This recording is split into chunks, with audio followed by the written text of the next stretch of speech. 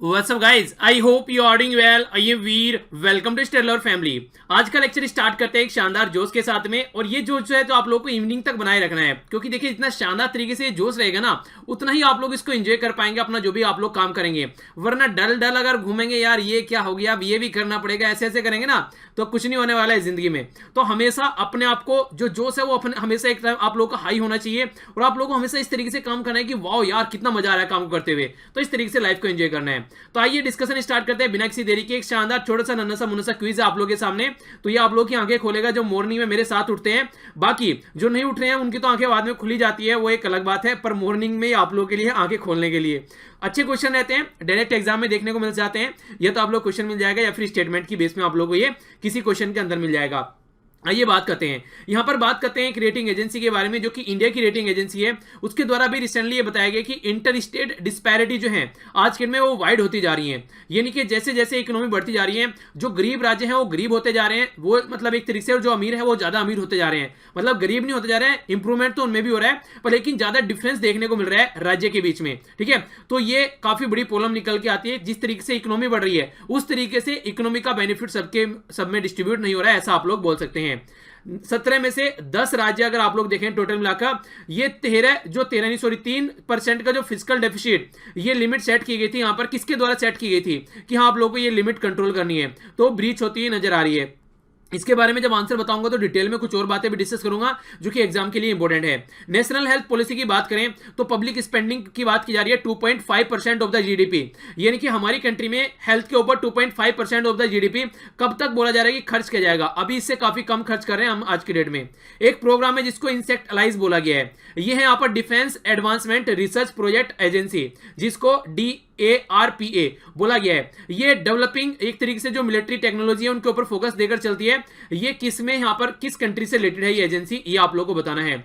India के द्वारा conduct किया गया लार्जेस्ट कोस्टल ड्रिल. यानी कि देखिए आप लोगों को पता है हमारी कंट्री में अगर आप लोग राज्य देखेंगे तो कई सारे राज्य, लगभग 9 राज्य ऐसे जिनका कोस्टल एरिया है, तो कैसे उनको टैकल करके चला जा सकता है उसके ऊपर फोकस देने की बात की जा रही है. तो एक एक्सरसाइज यहां पर अभी देखने को मिली, उस एक्सरसाइज का नाम आप लोगों को बताना है 7516. ये हमारी कोस्टल लाइन है, इसके बारे में याद रखिएगा. ठीक है, तो किस तरीके से हम लोग उसको exclusive economic zone coastline वाला कैसे वहां पर सिक्योरिटी प्रोवाइड करा सकते हैं, और कैसे हम लोग प्रिपेयर रह सकते हैं इस पर्टिकुलर कोस्ट लाइन को लेकर, ताकि जो मुंबई टेरर अटैक आप लोगों को देखने को मिला था जमाल कस, जो वहां पर वो क्या नाम है उसका, पर जो बंदा क्या बोलूं, जानवर था जिसने वहां पर वो बम्बार्डमेंट की, जो कसाब. ठीक है, तो इस तरीके की हरकतें फिर हमारी कंट्री में न हो सके. नेक्स्ट बात की जा रही है यहां पर एक पर्टिकुलर प्रोजेक्ट के बारे में. ये बेसिकली जो देखने को मिला किसके द्वारा यहां पर ये स्टार्ट किया गया है, इसका ये आप लोगों को बताना है किसके द्वारा डेवलप किया गया. एक ऐप है यहां पर रोशनी बोला गया है. रोशनी ऐप, ये ऐप हेल्प करने वाला है जो विजुअली इंपायर्ड लोग हैं, इनके जिनको दिखता नहीं है. ठीक है, तो उनको हेल्प करेगा यहां पर. खासकर ये आप लोगों को बताना है किसके द्वारा ये डेवलप किया गया है. नेक्स्ट बात की जा रही है मुरलिंग नेशनल पार्क के बारे में. मिजोरम में है, पर लेकिन किस हिल में है, ये आप लोगों को हिल का नाम बताना है, जो कि क्वेश्चन कई बार पूछ जाता है, और ये म्यांमार के बॉर्डर पर आप लोगों को देखने को मिलेगा. आंसर बताऊंगा, आंखें खोलकर सुनकर अच्छे से आंसर दीजिएगा. अगर क्वेश्चन गलत होते हैं तो डरना नहीं है, परेशान नहीं होना है, काफी कुछ आप लोगों ने सीखा, इसका मतलब ये है. सबसे पहले बात करते हैं एजेंसी के बारे में. सिर्फ एजेंसी इसके द्वारा बोला गया हमारी कंट्री की एजेंसी है, मुंबई में इसका हेडक्वार्टर है, और ये एक तरीके की रेटिंग एजेंसी है जो कि रेट देती है कैसे कैसे क्या काम चल रहा है, कई सारे एनालिसिस किए जाते हैं. तो इंटर स्टेट जो डिस्पैरिटी है वो बढ़ती जा रही है. अमीर राज्य काफी ज्यादा अमीर होते जा रहे हैं, वहां डेवलपमेंट अच्छा हो रहा है, पर लेकिन जो गरीब राज्य हैं वो उस लेवल पर डेवलप नहीं हो पा रहे हैं. 3% फिजिकल डेफिसिट का जो टारगेट रखा गया था, physical responsibility and budget management act, हमारी कंट्री में 2003 में ये एक्ट आया था, और इसी से रिलेटेड एक कमेटी सेटअप की गई थी, जो कि आज के डेट में हमारे जो फाइनेंस कमीशन के चेयरमैन है NK सिंह, उनकी अध्यक्षता में एक कमेटी सेटअप की गई थी. उनके द्वारा टारगेट रखा गया था कि हमारी कंट्री में किस तरीके से ये फिजिकल डेफिसिट है इसको कंट्रोल करना है. फिजिकल डेफिसिट क्या होता है, फिजिकल का मतलब होता है कंप्लीट टाइम पीरियड, यानी कि एक ईयर आप लोग लगा सकते हैं, उसमें जो डेफिसिट हो रहा है. कैसे डेफिसिट होगा, आमदनी 18 खर्च रुपया, यानी कि खर्च ज्यादा कर रहे हैं उधार ले लेकर, इतनी कमाई है नहीं है, तो डेफिसिट हो जाएगा. तो 3% का टारगेट रखा गया था, जो कि काफी सारे राज्य मिस करते हुए नजर आ रहे हैं.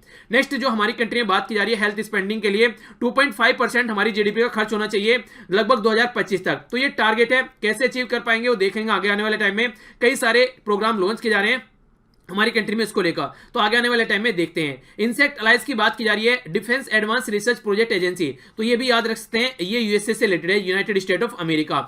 हमारी कंट्री में जो एक्साइज थी इसका नाम था सी, ये था एक्साइज सी विजिल। विजिल आप लोगों ने सुना होगा, विजिलेंस कमिश्नर, ठीक है। तो विजिलेंस कमीशन या कमिश्नर आप लोग बोलिए, ये एक तरीके से होता है निगरानी करने वाला। वो क्या करता है, विजिलेंस कमिश्नर वो करता है करप्शन ना हो, कोई उसकी निगरानी करता है, उसको रोकता है। ये करेगा कोस्टल एरिया की निगरानी। तो इसके लिए एक्साइज यहां पर देखने को मिली कितना प्रिपेयर है, अगर कोई प्रॉब्लम निकल के आती है क्या उसको टैकल करने में हम लोग सक्षम हैं। तो ये किया गया हमारी कंट्री में एक तरीका एक्साइज, जिसके बारे में आप लोग याद रख सकते हैं। तो हमारी कंट्री में जो एक्साइज किया गया, तो कोस्टल डिफेंस को कैसे हम लोग कर सकते हैं, तो नेवी के द्वारा ये एक्साइज देखने को मिली। नेक्स्ट यहां पर ये Indian Institute of Technology Ropar Punjab में है, इसके द्वारा रोशनी नाम का ऐप डेवलप किया गया, जो कि इमेज प्रोसेसिंग के थ्रू यहां पर जिनको दिख नहीं पाता है उनकी हेल्प करेगा। तो ये इंटरेस्टिंग बात आप लोग बोल सकते हैं, जो कि खासकर सोसाइटी के बारे में सोचकर काम किया गया है। नेक्स्ट यहां पर बात की जा रही है, मिजोरम में ये देखने को मिलता है मुरली नेशनल पार्क, और हिल है चिन हिल। अगर आप लोगों से कोई पूछे कहां पर है, तो ये हिली एरिया है, मिजोरम वाले एरिया में आप लोगों को देखने को मिलेगा, जो कि हमारा एक नॉर्थ ईस्ट वाला राज्य है, ठीक है। तो ये कुछ बातें थी जो आप लोग याद रख सकते हैं। आइए अब डिटेल में क्वेश्चन के ऊपर नजर डालते हैं। नेक्स्ट क्वेश्चन आप लोगों के सामने यहां पर बात कर रहा है इंटरनेशनल एटॉमिक एनर्जी एजेंसी के बारे में। आप लोगों को डिटेल में ये कल ही मैंने पढ़ाया था नैनो मैगजीन में, आप लोगों को याद आ रहा होगा, तो क्वेश्चन का आंसर आप लोग दे पाएंगे। सबसे पहला यहां पर स्टेटमेंट है कि इसका हेडक्वार्टर वियना के अंदर में है, पहली स्टेटमेंट। दूसरा बोला गया कि ये प्रमोट करती है पीसफुल न्यूक्लियर एनर्जी, खासकर रिपोर्ट करती है जो यूनाइटेड नेशन जनरल असेंबली होती है और यूनाइटेड नेशन सिक्योरिटी काउंसिल होती है उसको। कौन सी स्टेटमेंट करेक्ट है? ए में बोला गया वन ओनली, बी में बोला गया टू ओनली, सी में बोला गया both one and two, D में बोला गया नाइदर वन नो टू। तो इसके बारे में आप लोगों को बताना है सही आंसर क्या आप लोगों के हिसाब से। तो जो सही आंसर है इसका ये है सी, ये इनके दोनों ही स्टेटमेंट यहां पर करेक्ट हैं। जो इसका गठन किया गया था, एस्टेब्लिशमेंट किया गया था इसका, ये 1957 में इसका एस्टेब्लिशमेंट किया गया था। और कैसे हम लोग न्यूक्लियर एनर्जी को पीसफुल पर्पज के लिए यूज कर सकते हैं उसको ये प्रमोट करती है। ईरान न्यूक्लियर डील की वजह से ईरान को यहां पर इंस्पेक्ट करने की बात की जा रही है इसके द्वारा, कि वहां पर जो 5 का क्राइटेरिया था कि 5 से ऊपर उनको एनरिच नहीं करना है अपना जो यूरेनियम का जो यूरेनियम का भंडारण है, तो उसको उससे ज्यादा यहां पर ये एनरिच करने की बात कर रहे हैं। तो इसीलिए यहां पर इसने बोला कि ये जाकर चेक करेगा और यहां पर ये रिपोर्ट देगा फिर यूएनजीए को और यूएनएससी को। तो दोनों ही स्टेटमेंट यहां पर करेक्ट है, तो इसके बारे में आप लोग आइडिया रख सकते हैं। काफी इंपोर्टेंट है यहां पर, ये कई बार आप लोगों से पूछ ली जाते हैं इस तरह क्वेश्चन। आगे चलते हैं। नेक्स्ट क्वेश्चन यहां पर बात की जा रही है arm force special power act के बारे में। काफी इंटरेस्टिंग और इंपोर्टेंट क्वेश्चन है यहां पर। ये एपी, इसको एएफएसपीए भी आप लोग बोलते हैं, अफस्पा के नाम से कई बार ये जाना जाता है। क्या क्या यहां पर काम कर सकती है आर्मी, इसके बारे में आप लोग देख लीजिए। बोला जा रहा है कि अगर आर्मी को लगता है किसी के ऊपर कोई भी डाउट है, तो क्या कर सकती है, पर्सन को यहां पर वारंट इशू कर अरेस्ट कर सकती है ओनली, यानी कि पहले बिना वारंट के यहां पर उसको अरेस्ट नहीं किया जाएगा।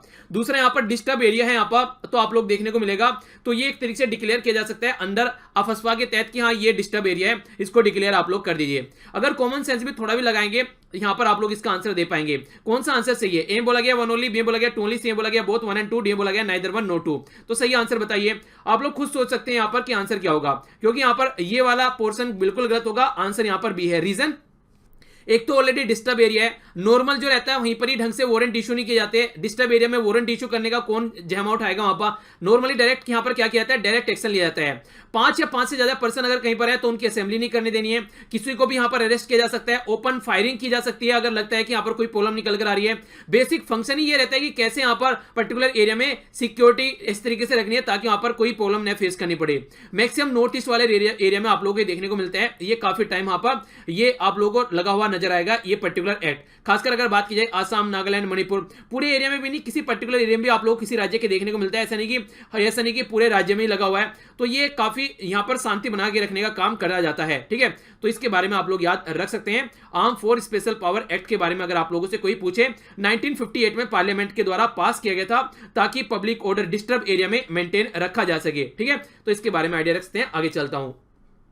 नेक्स्ट बात की जा रही है यहां पर, ये क्वेश्चन रिपीट है आप लोगों के लिए, रिवीजन आप लोग कर लीजिए। ये है मल्टीपर्पज इरिगेशन प्रोजेक्ट जिसको पोलावरम, ये कंस्ट्रक्ट कौन सी रिवर के ऊपर किया जा रहा है? ये इंपॉर्टेंट इसलिए क्योंकि काफी न्यूज में है रिसेंटली। तो रिवर का नाम आप लोगों को बताना है। रिवर है कावेरी, कृष्णा, गोदावरी या फिर महानदी। नीचे आप लोग आंसर बताइए।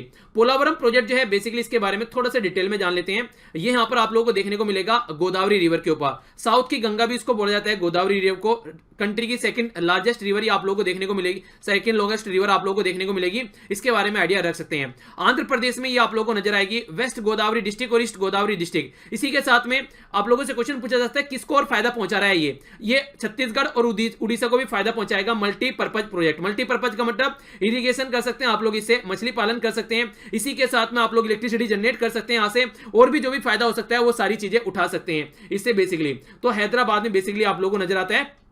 इसी के साथ में 2014 में यहां पर इसको नेशनल इंपोर्टेंस का दर्जा दे दिया गया था, और तब से लेकर यहां पर काफी काम इसके द्वारा किया जा रहा है। हालांकि देखिए ये कई बार न्यूज में भी रहता है, क्योंकि जब यहां पर 2014 में जब आंध्र प्रदेश का बाइफोर्केशन हुआ, ये कई बार इसकी वजह से न्यूज में भी रहता है, क्योंकि कई सारे चेंजेस किए गए उस टाइम पर तो आंध्र प्रदेश था अकेला राज्य, अब तेलंगाना भी बन चुका है, तो इसलिए भी कई बार ये न्यूज में आता है। तो गोदावरी रिवर है यहां पर ये।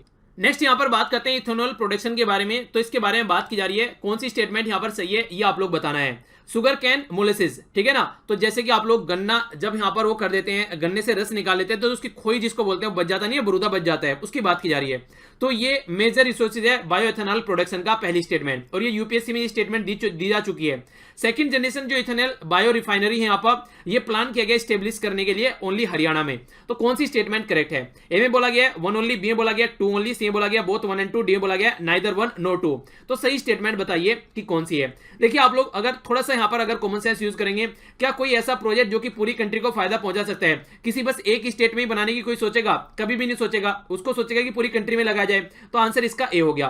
थोड़ा डिटेल में जानते हैं। देखिए यहाँ पर शुगर मिल जो होते हैं उनसे काफी ज्यादा ये प्रोड्यूस होता है, जो मोलेसिस की बात की जा रही है। इसको इफेक्टिवली यूटिलाइज कर हम लोग इसको कोशिश करते हैं कि इस तरीके से हम लोग को इथेनॉल प्रोड्यूस करना है।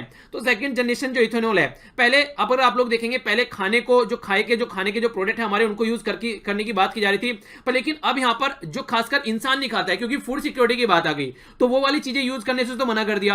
अब वो चीजें यूज करनी है जैसे कि खेतों में पुआल जलाए जाते हैं, उनसे बना लो। ये गन्ने का मोलेसिस है, यानी कि जो खोई है, इससे बना लीजिए, जो एक्सट्रैक्ट होता है। तो ये सब चलते हुए पर 2003 में प्रोजेक्ट यूज किया गया कि हमारी कंट्री में 21 स्टेट और 4 यूनियन टेरिटरीज में ऑल्टरनेटिव वे में इन्वायरमेंट फ्रेंडली फ्यूल को हम लोग को यूज करना है।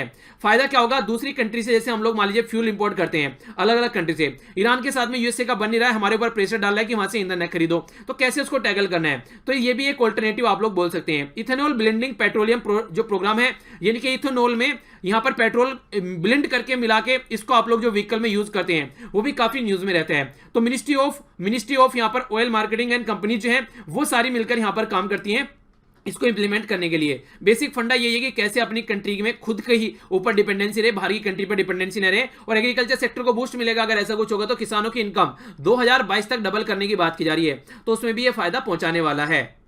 नेक्स्ट यहां पर बात की जा रही है गुड्स एंड सर्विस टैक्स के बारे में। काफी न्यूज में रिसेंटली अभी सबसे बड़ी बात तो यही है, हमारी कंट्री में जो इलेक्ट्रॉनिक व्हीकल है उन पर पहले 12% का ये जीएसटी लगाया जाता था, उसको घटाकर 5% का कर दिया गया है। तो ये जीएसटी काउंसिल के द्वारा सारे कारनामे किए जा रहे हैं, तो इसके बारे में याद रख सकते हैं। गुड्स और सर्विस टैक्स के बारे में कौन सी स्टेटमेंट करेक्ट है? आंसर आप लोगों का सही होना चाहिए, क्योंकि बहुत बार ऐसी चीजें रिवाइज करवा चुका हूं।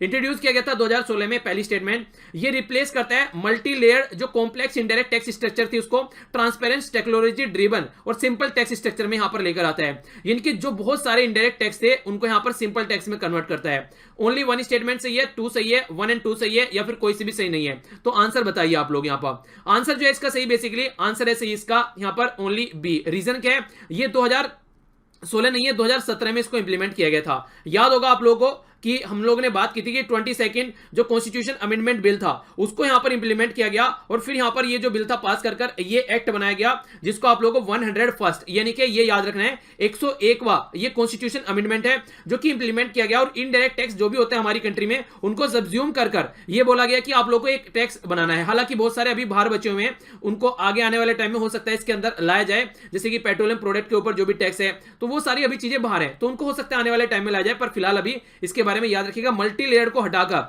हालांकि पहले बहुत ज्यादा लेयर थी, अब क्या हो गया यहां पर जो टैक्स स्ट्रक्चर है सबसे ज्यादा जैसे 28 लगता है, ठीक है, फिर 18 लगता है, 12 लगता है, 5 लगता है, और 0 भी एक टैक्स रेट है।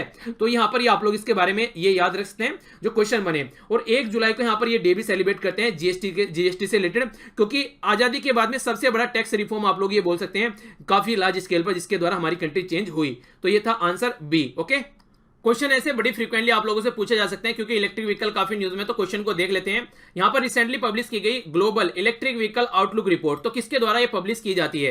यहां पर बोला जा रहा है इंटरनेशनल एनर्जी एफिशिएंसी के द्वारा, वर्ल्ड बैंक के द्वारा, यहां पर जो ह्यूमन रिसोर्स डेवलपमेंट है उसके द्वारा, या फिर वर्ल्ड एनर्जी काउंसिल के द्वारा। तो सही स्टेटमेंट आप लोग यहां पर नीचे बतानी है, उसके बाद में आंसर देखेगा। सही स्टेटमेंट जो है यहां पर बेसिकली आंसर है इसका ए, इंटरनेशनल एनर्जी एफिशिएंसी। सीधा सीधा आप लोग बोल सकते हैं कि एनर्जी को एफिशिएंटली कैसे यूटिलाइज करना है, कोई वही तो बताएगा कि आप लोगों को क्या करना चाहिए। बेसिकली अगर आज की डेट में आप लोग देखते हैं ऑल ओवर वर्ल्ड में काफी प्रॉब्लम देखने को मिलती है पोल्यूशन की वजह से, कार्बन डाइऑक्साइड की वजह से टेंपरेचर बढ़ता हुआ जा रहा है। और अभी हम लोगों ने देखा था कि आने वाले टाइम में लगभग बोला जा रहा है हर सेंचुरी में लगभग 7 इंच ओशन का लेवल बढ़ जाता है। तो ये काफी प्रॉब्लम क्रिएट करने वाला है आने वाले टाइम में। तो इसी के लिए रिपोर्ट जारी की जाती है कि इलेक्ट्रिक व्हीकल इस फील्ड में काफी कुछ फायदा पहुंचा सकता है। तो आंसर हो गया अब ए। यहां पर इसी के साथ में एनर्जी सिक्योरिटी की भी बात की जाती है और किस तरीके से कम कॉस्ट पर सबको एनर्जी अवेलेबल हो, वो भी एक फोकस एरिया रहता है। क्वेश्चन है यहाँ पर इन्वायरमेंट इंपैक्ट असेसमेंट के बारे में। अगर इन्वायरमेंट का किसी पर्टिकुलर एरिया में कोई इंपैक्ट पड़ रहा है, कैसे उसको असेसमेंट करना है। आप लोगों ने कोई फैक्ट्री लगा दी किसी पर्टिकुलर एरिया में, कितना पोल्यूशन निकल के आ रहा है, वाटर को कितना पोल्यूटेड कर रही है, एयर को कितना पोल्यूट कर रही है, पर्टिकुलर एरिया में क्या प्रॉब्लम देखने को मिल रही है, तो वो असेसमेंट यहाँ पर किया जाता है जिसको इन्वायरमेंट इंपैक्ट असेसमेंट देखने को मिलता है। इसके बाद में किसी को अलाउ किया जाता है कोई भी प्रोजेक्ट लगाने के लिए। तो इसके बारे में स्टेटमेंट बोला गया, कौन सी स्टेटमेंट करेक्ट है? इन्वायरमेंट इंपैक्ट असेसमेंट EIA, तो ये एक तरीका फॉर्मल प्रोसीजर है जो कि प्रेडिक्ट करता है इन्वायरमेंट कॉन्सिक्वेंसेस क्या क्या हो सकते हैं डेवलपमेंट प्रोजेक्ट के। इन्वायरमेंट इंपैक्ट असेसमेंट ये इंडिया में स्टैट्यूटरी यानी कि लॉ के द्वारा यहां पर बनाया जाता है, इसको बैकअप मिलती है इंडियन फॉरेस्ट एक्ट से। इन्वायरमेंट इंपैक्ट असेसमेंट जो यहां पर ये मैंडेटरी है अंडर ये इन्वायरमेंट प्रोटेक्शन एक्ट ये 1986। तो कौन सी स्टेटमेंट यहां पर सही है ये बताना है। ए में बोला गया 1 ओनली, बी में बोला गया 1 and 2, सी में बोला गया 2 and 3, डी में बोला गया 1 and 3। सही आंसर बताइए, उसके बाद में आंसर देखेगा। तो जो सही आंसर है वो इसका डी, ये वाला सेकंड यहां पर गलत है। देख लेते हैं क्या क्या बातें यहां पर। इन्वायरमेंट इंपैक्ट असेसमेंट का बेसिक फंडा यही है कि आप लोग यहां पर आसानी से इसको एंजॉय कर सकें ताकि इन्वायरमेंट पर ज्यादा नुकसान न पहुंचे। इन्वायरमेंट प्रोटेक्शन एक्ट 1986 ये इसको स्टैट्यूटरी स्टेटस प्रोवाइड कराते हैं, यहां पर बैकअप यहां से मिलती है इसको। बेसिकली देखिए आप लोग प्रोजेक्ट तो लगाइए पर लेकिन सोसाइटी के लिए कितना फायदेमंद हो रहा है, सोसाइटी को इन्वायरमेंट को कोई ज्यादा नुकसान तो नहीं पहुंचा रहा है, तो वो देखता है। यानी कि हार्मफुल इंपैक्ट क्या होता है, मैक्सिमाइज उसको मिटिगेट करना, हटाना, ये इसका बेसिक फंडा रहता है। तो आंसर यहां पर डी हो गया। आगे बढ़ते हैं, बात की जा रही है यहां पर जीरो बजटिंग के बारे में। जीरो बजटिंग नेचुरल फार्मिंग, तो वर्ड से आप लोग समझ सकते हैं क्या बात यहां पर की जा रही है। ये अभी रिसेंटली न्यूज में था क्योंकि बजट में इसके बारे में बताई गई है कुछ बातें। तो ये बोला जा रहा है, पहली स्टेटमेंट यहां पर ये बोला गया है कि जो फार्मिंग है ये केमिकल और जो ऑर्गेनिक फर्टिलाइजर है वो इक्वली यूज करती है ताकि यहां पर ज्यादा नुकसान न देखने को मिले, पहली स्टेटमेंट। दूसरा बोला जा रहा है कि यहां पर ये फर्स्ट इवॉल्व हुआ था कर्नाटका के अंदर, सदर्न इंडिया के अंदर, और रिसेंटली जो अभी न्यूज में था ये था हिमाचल प्रदेश में। ठीक है, तो कौन सी स्टेटमेंट करेक्ट है? ए में बोला गया 1 ओनली, बी में बोला गया 2 ओनली, सी में बोला गया बोथ 1 and 2, डी में बोला गया नाइदर 1 नो 2। तो जो सही स्टेटमेंट है इसकी ये है बी, बेसिकली क्योंकि केमिकल का तो यूज करना ही नहीं है। जीरो बजट जीरो होना है, तो नेचुरल चीजें से आप लोगों को कैसे खेती की जा सकती है ताकि जो किसान है उनके ऊपर जो डेट पड़ता है उसको यहां पर मिटाया जा सके, किसानों के ऊपर बर्डन को हटाया जा सके और वो नेचुरल तरीके से चीजों को एंजॉय कर सके। तो ये है बेसिकली जीरो बजटिंग। और अभी इसी को चलते यहां पर हमारी कंट्री की फाइनेंस मिनिस्टर निर्मला सीतारमण जी के द्वारा बजट में बात बोली भी गई है कि जीरो बजटिंग को यहां पर सपोर्ट किया जाएगा और ये काफी लंबे समय से हमारी कंट्री में कई सारे एरिया में देखने को मिलता है। तो देखते हैं कितना अच्छे से इसको इंप्लीमेंट किया जाता है। ये भी काफी न्यूज में था बजट के बाद में कि इंडिया की जो इकोनॉमी है वो कितनी है आज के डेट में, कितने नंबर पर है, 5th largest, 6th largest, 7th largest या 4th लार्जेस्ट। तो हमारी इकोनॉमी कौन से नंबर पे है? ABCD आप लोग नीचे कमेंट बॉक्स में आंसर दीजिए। सही आंसर है इसका 6th लार्जेस्ट। अगर बात करें 2014 के पहले तो 1.89 ट्रिलियन के करीब थी लगभग, आज की डेट में 2.7 ट्रिलियन हो चुकी है। रिसेंटली अभी हम लोग 6ठे नंबर पर पहुंचे फ्रांस को रिप्लेस करके, पहले हम लोग यहां पर 7वें नंबर पर थे। आने वाले टाइम में यह माना जा रहा है कि यूके को भी रिप्लेस करके हम जल्दी ही आने वाले हैं 5वें नंबर पर। तो 5th लार्जेस्ट इकोनॉमी हमारी होने वाली है और 5 ट्रिलियन इकोनॉमी का भी टारगेट हमारी कंट्री में रखा गया है। तो ये दोनों ही बातें आप लोगों के लिए इंपॉर्टेंट है। तो देखते हैं कैसे काम करना है, क्योंकि नीति आयोग में अभी जब मीटिंग हुई थी यहां पर मोदी जी की, उस टाइम पर यह बोला गया कि किस तरीके से हम लोग को इसको आगे लेकर चलना है। सारे राज्य को अपनी जीडीपी डबल करनी पड़ेगी और तब हम लोग इसको अचीव कर पाएंगे। नेक्स्ट यहां पर बात की जा रही है एशियन इंफ्रास्ट्रक्चर इन्वेस्टमेंट बैंक के बारे में। तो कौन सी स्टेटमेंट करेक्ट है? और ये 2019 में ही यूपीएससी में पूछा गया, तो इंपॉर्टेंट क्वेश्चन है। पहला बोला गया है कि ये इसमें मोर देन 80 मेंबर आप लोगों को देखने को मिलते हैं। 80 नेशन है, मतलब इंडिया लार्जेस्ट शेयर होल्डर है यहां पर AIIB का। तो कौन सी? तीसरे बोला गया कि यहां पर अगर आप लोग देखेंगे does not have any member outside Asia. तो आप लोग यहां पर, अगर मैंने उस टाइम भी आप लोगों को जब क्वेश्चन डिस्कस किया था बताया था कि डायरेक्ट क्वेश्चन आप लोग यहां पर आंसर दे सकते हैं, या तो यहां पर ये स्टेटमेंट गलत होगी यहां पर, और या फिर ये स्टेटमेंट आप लोगों को गलत नजर आएगी। क्योंकि देखिए अगर बात की जाए यहां पर आप लोग अगर देखेंगे, बोला गया कि मोर देन 80 मेंबर है, ठीक है, और कोई भी मेंबर आउटसाइड एशिया से नहीं है, तो एशिया में तो नहीं है भैया 80 मेंबर, कैसे आप लोग बोल देंगे ऐसे? तो ये कोई तो स्टेटमेंट गलत है, तो इसका मतलब ये स्टेटमेंट यहां पर तीसरी गलत हो गई। तो जैसी तीसरी स्टेटमेंट गलत होती है तो डायरेक्ट आंसर आ गया ए। तो इस तरीके से जो एलिमिनेशन मेथड है उससे यूज कीजिए, आसानी से क्वेश्चन आंसर दे पाएंगे। इंडिया लार्जेस्ट नहीं, यहां पर चाइना, रसिया और इंडिया तीनों मिलाकर काफी अच्छे यहां पर रोल प्ले करते हैं। यहां पर अकेला इंडिया यहां पर ऐसा नहीं है कि लार्जेस्ट शेयर होल्डर है, ठीक है। तो ये याद रखिएगा, इसके बारे में कई बार क्वेश्चन बन जाते हैं इस तरीके, जैसे कि अभी यूपीएससी में पूछा गया है। आंसर ये हो गया, आगे बढ़ते हैं। नेक्स्ट यहाँ पर स्टेटमेंट है शास्त्री जी के बारे में। अभी एक मूवी आई थी इनसे रिलेटेड, शास्त्री जी से रिलेटेड, देखिएगा मुझे काफी अच्छी मूवी लगी। आप लोग ये भी चक्षु खोलेगी, कई सारी बातें आप लोग को सोचने के लिए मजबूर करेगी, तो मूवी जरूर देखिएगा अगर टाइम मिले तो यहाँ पर बात की जा रही है, शास्त्री का मतलब होता है स्कॉलर, और जो विद्यापीठ है उसके द्वारा यहाँ पर as a bachelor degree award किया जाता है यहाँ पर ये टाइटल। नेक्स्ट बात की जा रही है, इंट्रोड्यूस किया गया था एज ए स्लोगन इनके द्वारा, जय जवान जय किसान, जिसके तहत यहाँ पर इंडिया का फ्यूचर कैसा होना है, क्या रोल करना है यहाँ पर, उसके ऊपर भी काफी बड़ा रोल इनका रहा। Second prime minister of India यहाँ पर इंडिपेंडेंट इंडिया के थे ये। कौन सी स्टेटमेंट करेक्ट है? ए में बोला गया 1 and 2, बी में बोला गया 2 and 3, सी में बोला गया 1 and 3, डी में बोला गया ऑल ऑफ द अबव। तो सारी स्टेटमेंट यहां पर करेक्ट है, आंसर इसका डी है। रिसेंटली मूवी आई है तो इसलिए आप लोग इसके बारे में जरूर याद रखिएगा। बाकी कुछ और इंफॉर्मेशन आप लोगों के सामने है। 2 अक्टूबर 1904 यानी कि 1904 में मुगल सराय उत्तर प्रदेश वाराणसी में इनका जन्म हुआ था। Shastri title as a scholar यहाँ पर Vidyapeeth as a bachelor degree award इनको दिया गया था। यहां पर बात करें, जय जवान जय किसान सेव करने के लिए फ्यूचर को आप लोगों को देखने को मिलेगा। इसी के साथ में 1961 में अपॉइंट किया गया था home minister as a appointment prevention and the corruption. देखिए सबसे अच्छी बात मुझे इनकी ये लगी, इनके द्वारा बोला गया कि एक नारा देना है कि हमारी कंट्री में कि एक दिन का फास्ट रखना है आप लोगों को। तो सबसे पहले इन्होंने अपने घर में इंप्लीमेंट किया वो फॉर्मूला कि हाँ क्या मेरे घर वाले भूखे रह सकते हैं, तो तब जाकर यहाँ पर इन्होंने पूरी कंट्री को आह्वान कराया। ताशकंद में जो एग्रीमेंट करने गए थे यहाँ पर इंडिया पाकिस्तान के बाद में यहाँ पर, तो पाकिस्तान के जो थे यहाँ पर मोहम्मद अयूब ये यहाँ पर आए थे 1965 की वॉर को एंड करने के लिए। तो ताशकंद में ही इनकी डेथ हो गई थी, बड़ी सस्पिशियस डेथ मानी जाती है। पता नहीं चला किस वजह से डेथ हो गई, उसको आज तक भी बताया नहीं जा रहा है। कई सारे लोग देखे बेसिकली ये मानते हैं कि इंदिरा गांधी खुद चाहती थी प्राइम मिनिस्टर बनना, तो इसलिए वहां पर वो हरकतें की गई है। बाकी कोई वैलिड डॉक्यूमेंट यहां पर देखने को नहीं मिलता है।